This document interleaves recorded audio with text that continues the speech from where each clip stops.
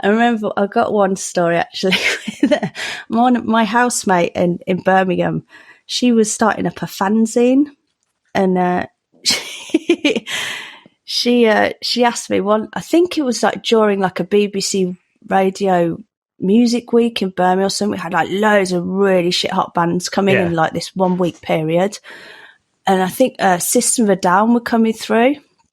And they had a support band at the time. Nobody really knew of them. Dillinger Escape Plan. Right.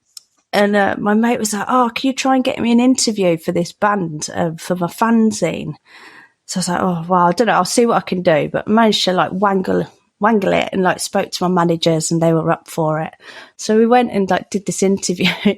She was like, "Can you come in with me?" Like, and I was a bit like, "Oh, I don't know." But we went in and we ended up just like chatting to them, and she did her interview. All was cool. And then we ended up hanging out with them after. And a couple of them ended up coming back to ours just to party kind of thing.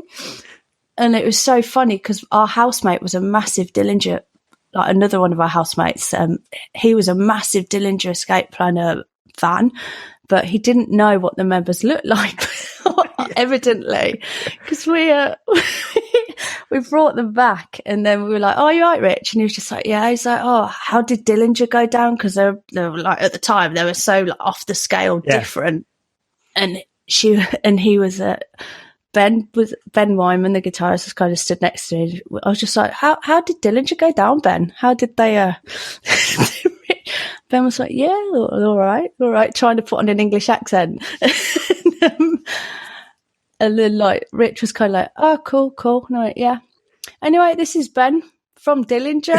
Rich kind of just went, "Okay, what?" And you know, when you see someone's face just drop to the floor, it was just the best moment.